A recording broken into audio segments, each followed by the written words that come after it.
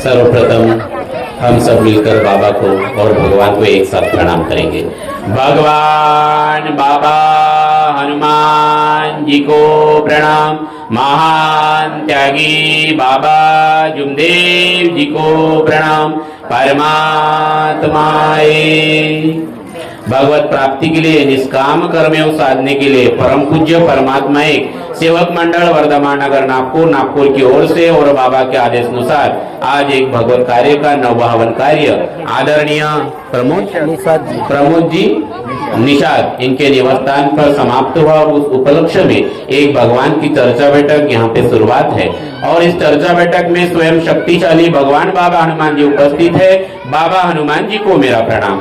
उसी प्रकार हम सबके सदगुरु और मानव धर्म के संस्थापक महान त्यागी बाबा जुमदेव जी उपस्थित है। बाबा जुमदेव जी को मेरा प्रणाम। उसी प्रकार हम सबकी मातों से आई वाराणसी उपस्थित है। आई वाराणसी को मेरा प्रणाम। उसी प्रकार इस मंच पर चर्चा बैठक के अध्यक्ष महोदय और मंडल के माजी संचालक मंडल के मार्गदर्शक आदरणीय धनराज जी निकारी भाऊ को मेरा नमस्कार। उसी प्रकार मंच पे उपस्थित परिवार के मार्गदर्शक मंडल के मार्गदर्शक आदरणीय शिवसागर भाऊ को मेरा नमस्कार। मंच पे उपस्थित मंडल के कार्यकर्ता आदरणीय कोदनकर जी, मंडल के मार्गदर्शक आदरणीय गोखले जी, मंडल के सभी मंच पे उपस्थित सभी मार्गदर्शक कार्यकर्ता सेवक सेविका बाल मित्र आप सभी को मेरा नमस्कार। अभी तक आप सब लोगों ने काफी अच्छे अनुभव सुने हैं और काफी लोगों को थोड़ा बॉडी भी यहाँ बैठना इतना आसान नहीं है और चाय भी मिला है। सबका ध्यान मुझे लगता है चाय भी हो गया अभी बरोबर ना, क्योंकि शिवसागर भाऊ और परिवार के लोगों ने आपकी सारी व्यवस्था करके रखी है, ठीक है, लेकिन उनका उद्देश्य एक ही है और मैं शिवसागर भाऊ को भी धन्यवाद देता हूँ और हमारे आगरे जी हमें लेने के लिए आए हैं।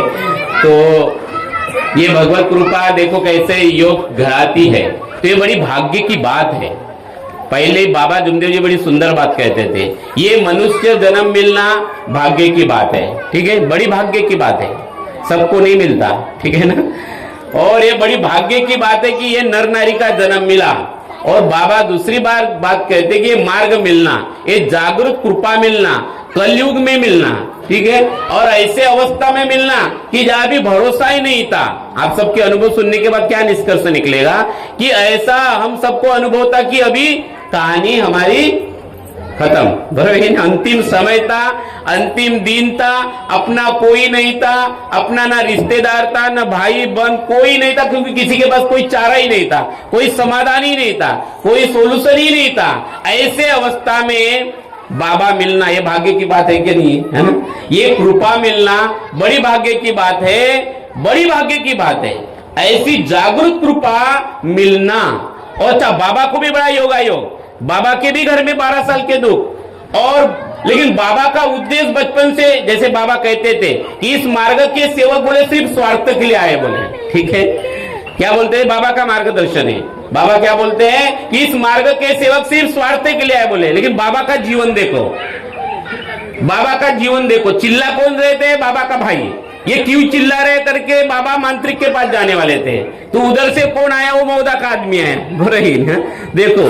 तो बाबा को अपने भाई की चिंता, फिर अपने भाई के लड़की की चिंता, अपने परिवार की चिंता, फिर उसके बाद शांताबाई की चिंता, है ना, कितने लोगों की चिंता, उसके बाद गंगाराम जी रंबाड़ की चिंता, फिर और माटे जी की चिंता, और लोगों की चिंता, और लोगों की चिंता, 50, 100, 200, हजारों लोगों की चिंता, बराबर नहीं। और ऐसे हजारों लोग हो गए, आपकी भी चिंता, मेरी भी चिंता है कि नहीं, आपकी भी चिंता, बाबा को किसकी चिंता, ऐसी चिंता बाबा को अंतिम समय तक। टाउरी के दवाखाने में भी जब बाबा थे तो बाबा को अपनी चिंता नहीं, बाबा को अपने शरीर की परवाह नहीं, बाबा को चिंता थी मेरे सेवकों का क्या होगा, है ना, मेरे सेवकों का क्या होगा, बस। और अंतिम समय तक बाबा ने सेवकों, और वीर सेवक, किसी सेवक ने पूछा बाबा फिर आपके जाने के बाद क्या कैसे होगा, तो बाबा ने उमरेड गांव में बोला आप चिंता मत करो, बोले जो सेवक तत्व शब्द नियम से चलेगा उस सेवक सेविका के आत्मा का टच, किसके आत्मा का रहेगा, बाबा के आत्मा का टच उस सेवक के आत्मा से रहेगा। यानी अभी हमारे साथ कौन है, फिर हमारे आत्मा के साथ टच, किसका टच है, बाबा का टच है ना। और ये जागृत कृपा है, इसलिए करंट तुरंत है, बहुत करंट है। देखो मार्ग में आना बहुत अलग बात है, मैं भी बचपन से इस मार्ग में हूं, इस मार्ग में समझने के लिए 45 साल लगे मुझे, ठीक है ना।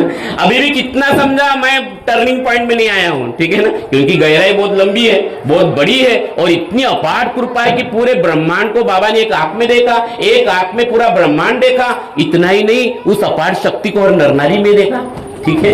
इतने अपार शक्ति को, उस शक्ति को बाबा ने हर नर नारी के आत्मा में देखा, आप समझो।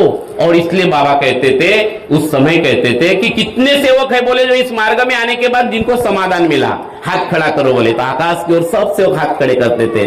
बाबा बढ़िया स्माइल देते थे, हंसते थे, मुझे बहुत खुशी होती है। बोल देखो बाबा की खुशी किसमें थी, हमारे सबके सुख में बाबा की खुशी थी, और हमारी खुशी किसमें है, बोलोगे ना। बोले बाजू वाला ज्यादा करता है, इसको भगवान लंबा करेगा बोलते एक दिन, बोलोगे नहीं, ठीक है। हमारी खुशी कैसी है, तो बाबा की खुशी हमारे खुशी में है ना। खुद के दुख में रोने वाले तू मुस्कुराना सीख ले, दूसरों के दर्द में तू आंसू बहाना सीख ले। जो खिलाने में मजा है, आप खाने में नहीं, तू दूसरों को खिलाना सीख ले ना।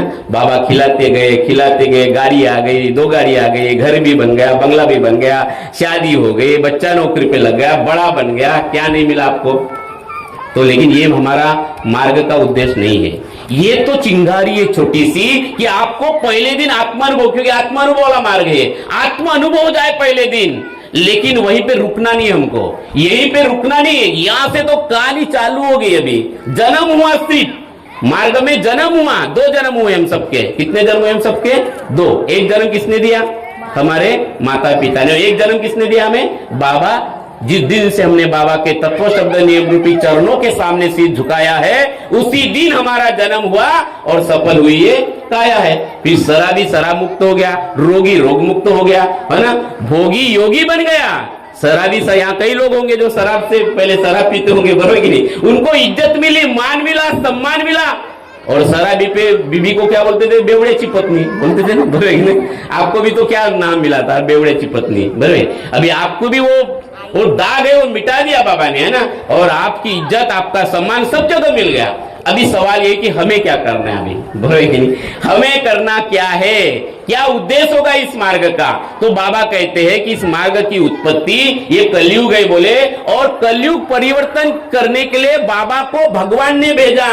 क्योंकि बाबा बोलते हैं कि हमें नहीं मालूम, बोले भगवान ने बचपन से हमारे सामने ईमान ही लाया। कलयुग में ईमान बड़ा मुश्किल बात है कि नहीं, बोले कि नहीं। आदमी पल पल, हर पल भगवान ने बाबा के सामने बोले ईमान ही लाया, बोले तो बाबा जगाने के लिए आए, बोले बाबा जगाने के लिए आए। और इसलिए बाबा को सत्यमेव प्रेम चाहिए, बोले। और बाबा फिर अचानक रोने लगे। कहाँ रोने लगे बाबा, कौन से गांव में रोने लगे, धोब गांव में। कौन से गांव में, धोब गांव। धोब गांव में बाबा रोने लगे, सब सेवक डर गए, सेवकों को भी आंसू, आंखों से आंसू निकलने लगे कि बाबा आप क्यों रो रहे हैं। फिर बाबा कहते, क्या कहते, बाबा नहीं रो रहे हैं। बहुत सुंदर लाइन है ये, बहुत ही महत्वपूर्ण लाइन है। युगों युगों तक ऐसा कभी मैंने नहीं देखा। बाबा क्या बोल रहे हैं, बाबा नहीं रो रहे हैं। कौन रो रहा है, भगवान रो रहा है।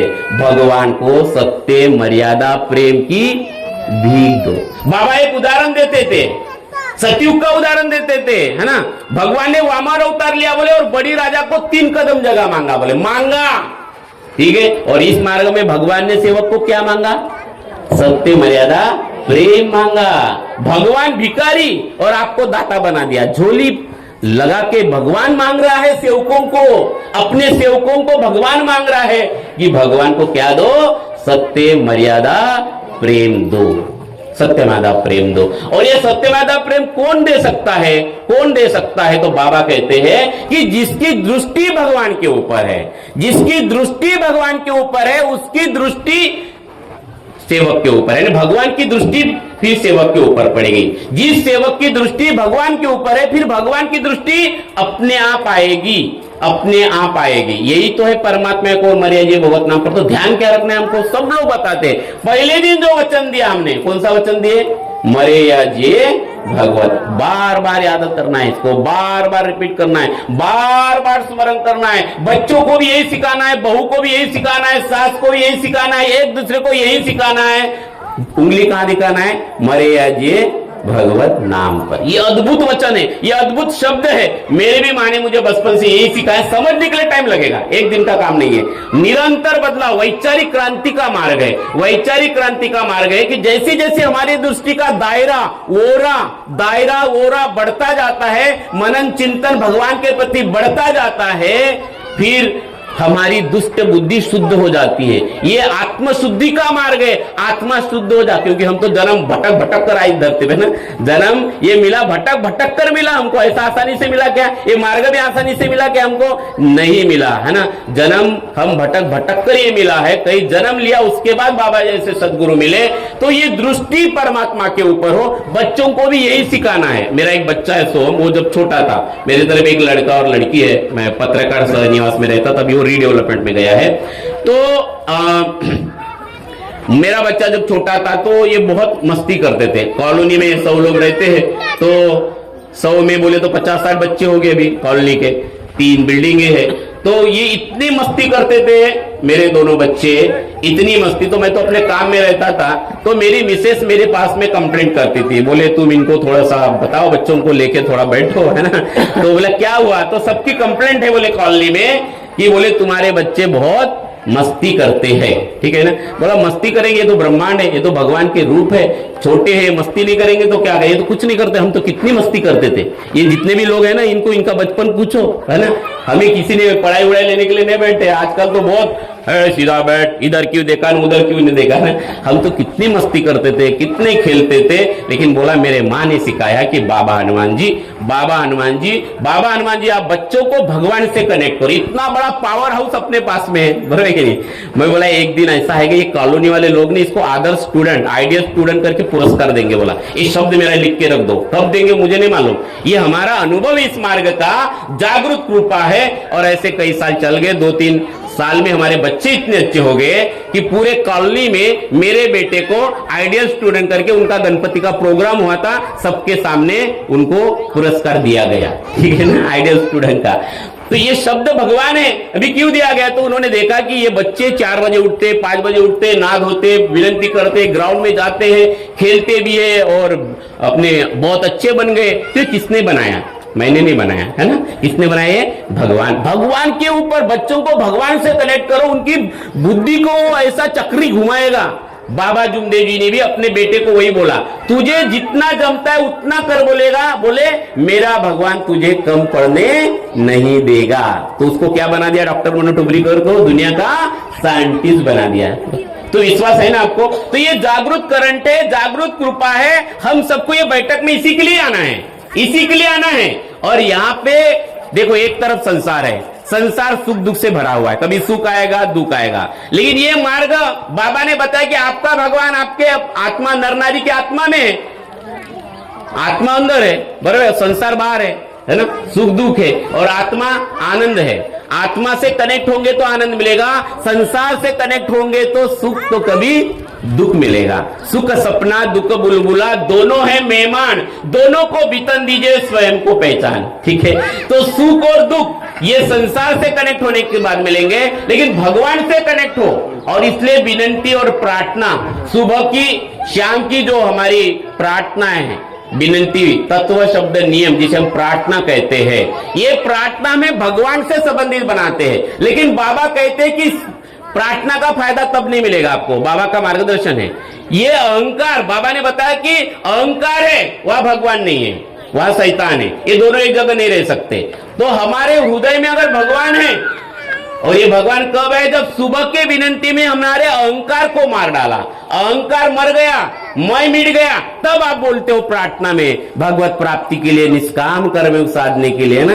बाबा ने 4 तत्व दिए हैं परमात्मा को, मरिए जय भगवत नाम पर। तब भगवान बोलता है दुखदारी दूर करते उद्धार, इच्छा अनुसार भोजन। ये प्रैक्टिकल अनुभव तब आएगा जब हृदय सही है, तब वो वाणी के शब्द में ताकत आएगी। ताकत क्या आएगी? भगवान ही बोलेगा, या तो शैतान बोलेगा, नहीं तो भगवान बोलेगा। गंगाराम जी रंबाड़ बोलते हैं शैतान है, और उसी शैतान को बाबा जुमदेव जी ने परिवर्तन किसमें किया? भगवान ये मूर्ख है बोले, उसे शैतान कहता है। बोले शैतान ने कौन है? बोले वो भगवान है। बोले कौन है? भगवान है। तो एक तरफ शैतान और एक तरफ भगवान।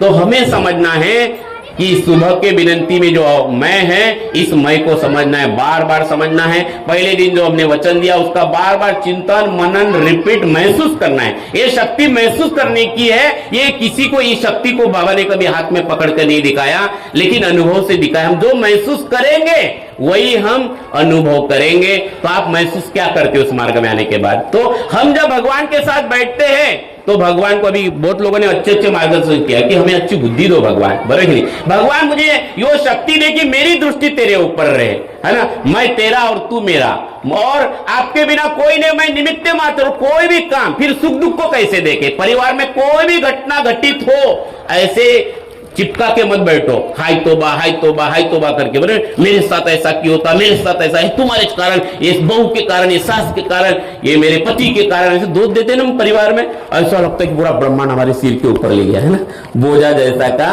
वैसा। और ये मार्ग में बाबा बोलते कि इस मार्ग के पहले बहुत बोझा था क्या नहीं बोझा?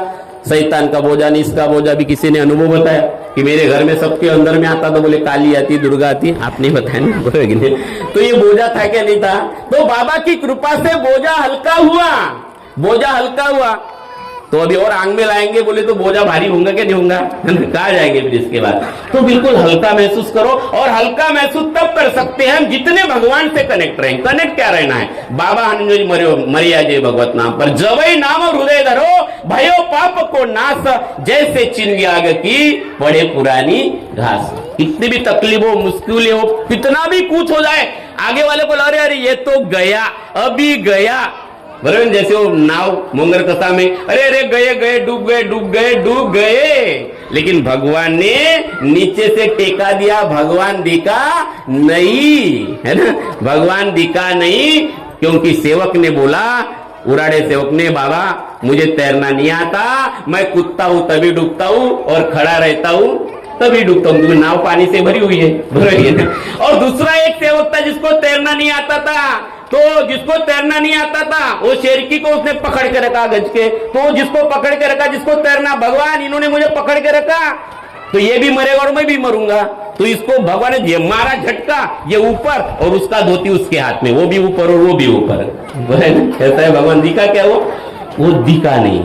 तो ऐसा सबको लग सकता है गया गया गया गया, लेकिन भगवान ऐसा उठा के फेंक देगा ना आपको, बाजू वालों को पता नहीं लगेगा। लेकिन बात वही आती है, मरे या जे भगवत नाम पर, मरो मरो सब कोई कहे, मरना न जाने कोई, एक बार ऐसा मरो कि फिर मरना न हो। जब भी कभी परिवार में चिंता कर, हमारे चर्चा कहाँ होती परिवार में, बेटे की, सास की, बहू की, बाजू वाले की, अभी तो आजकल हमारा दूसरा भी परिवार हो गया सेवकों का, तो कई बार हम सेवकों की ज्यादा चर्चा करते हैं। अब यहाँ ये बाई ने वो कोड़ा, बाई ने चाय के तरफ देख रही थी 10 बार, एग्जाम्पल दे रहा था, किसी के मन में हो सकता है। हम चर्चा औरों की करते हैं, तो परिवार में जब चर्चा हो तो सत्यमादा प्रेम की हो, पति पत्नी की चर्चा हो तो सत्यमादा प्रेम की हो।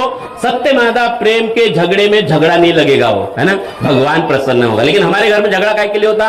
पैसे के लिए। बोले तुमच्याजवळ एवढे पैसे ते तर का केलं तर सांगा बरं, तुम्ही कुठे टाकता तर, बरोबर की नाही? झाला त्याचा दिमाग माणसाचा, ते म्हणते मी आता चालू, मला एक ग्लास पाणी नाही दिलं, ते पैसेच विचारून राहिली, ते तो बाई काय पैसे आहेत का म्हणते तुमच्याकडे, तो उसका दिमाग खराब। तो पहले बैठने दो, शांति से बैठने दो, एक गिलास पानी पिलाओ, नमस्कार करो, शांति से बैठो, शांति से प्रार्थना करो, और जब मौका मिलो तो संसार की बात करो। भगवान है ना सर्वे सर्वा, बराबर कि नहीं? तो बात कैसे करना है, और ये बहुत ही सुंदर मार्ग है, अद्भुत मार्ग है, बड़ी अद्भुत लीला है, समझने से परे है। मैं तो बोलता दादा समझो भी मत, बराबर कि नहीं? समझदार बन जाओ, इतना ही समझदार कि मेरा भगवान मेरे पास है, हे भगवान मैं निमित्त मात्र हूं, तू सर्वे सर्वा हो, और फिर आपको बड़ा मजा आएगा, बच्चे को मजा आएगा, सबको मजा आएगा। बच्चों को भगवान से कनेक्ट करो, बैठक में लेके जाओ, सीधा साधा आसान तरीका है, सबने बैठक का महत्व बताया है, और यहाँ तो बाबा हनुमान जी उपस्थित है, लेकिन यहाँ बैठने के बाद आपकी दृष्टि भगवान के ऊपर होना, अपने स्व के साथ में होना, न शरीर के, न चित्त मन बुद्धि, पूरा भगवान को सौंप दो, प्रैक्टिस करो या 2 घंटा। लेकिन या 2 घंटा प्रैक्टिस न करते हुए इधर उधर ऐसे ऐसे करोगे तो कहानी खत्म हो जाएगी, इसका कोई फायदा नहीं, ठीक है ना।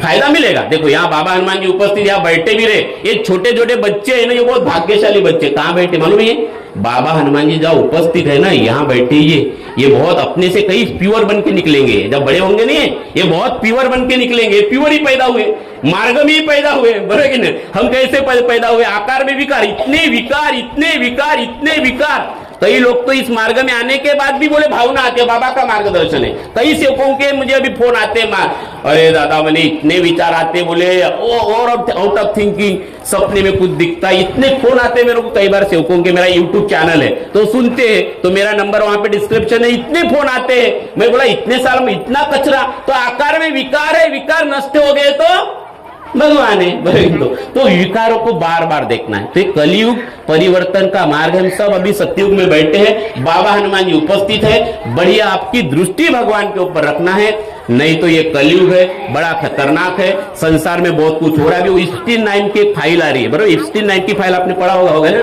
वहां तो इतनी खतरनाक दुनिया, जिसको पूरी दुनिया अपना आदर्श मानती है, वो लोग छोटे छोटे लड़कियों से बलात्कार करके, वो उनको गर्भधारणा करके छोटे बच्चों को भांज के भूंज के खाते हैं। कौन लोग? बड़े बड़े साइंटिस्ट। इतनी बड़ी वो फाइल निकली है।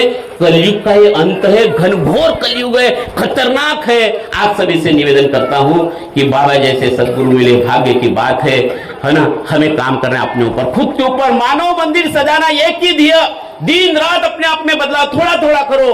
अभी यहाँ पे निकारे जी बैठे, मैंने इनको काफी दिन पहले सुना था कि इतने उम्र में इन्होंने खर्रा छोड़ा। ये बहुत बड़ी बात है। निकारे साहब का तालियां बजाकर स्वागत कर दो। बड़ा बड़ा कलेजा लगता है व्यसन को। कोई व्यसन अगर इतने उम्र में लगे, वो बहुत बड़ी बात। इसको बोलते बदलाव, इसको बोलते वैचारिक क्रांति। अपने आप में थोड़ा थोड़ा बदलाव करना, रोज करना, रोज करना, रोज करना। नहीं तो फिर बोलना चाहे सासू ने माझी सून खूब छान डाली है ना, ये है मानव धर्म। बहू ने बोलना चाहे वाह वाह मेरी सास मेरी माँ बन गई, मेरा पति पति परमेश्वर बन गया। नहीं तो शराब छोड़ गया, लेकिन नशा वही। आता दाखवतो म्हणते तुला म्हणते आहे, जब बंडू नाटकर बनते ना, बंडू नाटकर का अनुभव आपको पता होगा। तो बंडू नाटकर मर गया ना, तो वो जो सभी भी है, सिर्फ शराब छूटी, लेकिन ताव तो भी वही है। और बाबा कहते सेवक रोष न कीजिए, कोई कहे कुछ भी, हंसकर उत्तर दीजिए हाँ बाबा जी ये भी। तो ये पति पत्नी को समझना पड़ेगा। बाई भी ऐसी रहती है, ताव मारती है कई बार पति के ऊपर। उसको मालूम हो गया 10 साल शादी में हो गया, अभी ये मेरे को तो छोड़ नहीं सकता, बराबर है कि नहीं? तो ताव नहीं चलेगा। हम सब पति पत्नी है, पति पत्नी संसार के दो चक्के हैं आप। और ये संसार जो है इसको हिसाब से जाने दो, लेकिन अपनी दृष्टि भगवान की तरफ रखो। बाकी सारा सर्वे सर्वा परमात्मा। आप सभी से निवेदन है कि आज की जो चर्चा बैठक है, बहुत ही सुंदर अनुभव आपको मिले हैं। इस बैठक कि जो कृपा का जो हमें अनुभव मिला है, इसको रिपीट करो, इसको महसूस करो। अद्भुत कृपा मिली। हम सब दूत है, परमात्मा एक सेवक, सतयुग निर्माण करने के दूत बना दिया बाबा ने हम सबको, है ना? दूत बना दिया। और बाबा को चाहे सत्यमादा प्रेम, रोज इसकी प्रैक्टिस करो। इस ऊर्जा को सत्य स्वरूप, मर्यादा स्वरूप, प्रेम स्वरूप, क्योंकि भगवान के 3 गुण हैं। आप सब इसकी प्रैक्टिस करो, बच्चों को सिखाओ, और आपके वाइब्रेशंस बच्चे को लग जाए। चिंता ही मत करो बच्चों की, मैं तो कहता हूं आपको, ठीक है ना? मेरी बीबी भी बहुत चिंता करते, बड़ा टेंशन होता है। बेटी है, होते हैं माँ बाप, ये है एक तो, लेकिन मैं उन्हें कई बार कहता हूं कि हमारे पास में जागरूक कृपा है, आप चिंता मत करो, आप भगवान से कनेक्ट रहो और बच्चों को समय दो, पति को समय दो, पत्नी को समय दो, अपनों साथ समय दो। आपके घर में बूढ़े माता पिता है तो कुछ मत करो, उनके पास सिर्फ जाके बैठ दो।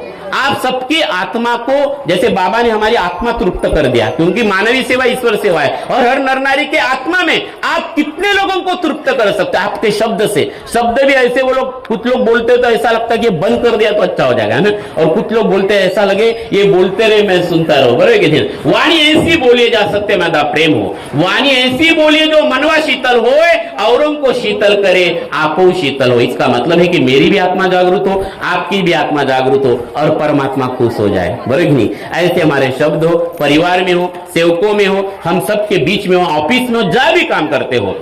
कल देवांगन जी इधर के एक सेवक है, मेरे ऑफिस में आए थे, तो उन्होंने, हम काफी देर तक बैठे, तो बड़ा अच्छा लगता है मुझे। इस एरिया में आता हूँ मैं, क्षीरसागर जी को धन्यवाद देता हूँ कि वो अपना एक आदमी मुझे लाने के लिए मेट्रो में भेजते हैं, ठीक है? आप सभी को बहुत बहुत धन्यवाद कि उनके कारण ये भगवान का सत्संग मुझे मिलता है। इसको क्या बोलूं मैं अभी, बराबर कि नहीं? ये बड़ी भाग्य की बात है। आप सबको मैं धन्यवाद देते हुए यहीं पर मैं मेरे वाणी को विराम देता हूँ। बहुत बहुत धन्यवाद। नमस्कार जी, नमस्कार।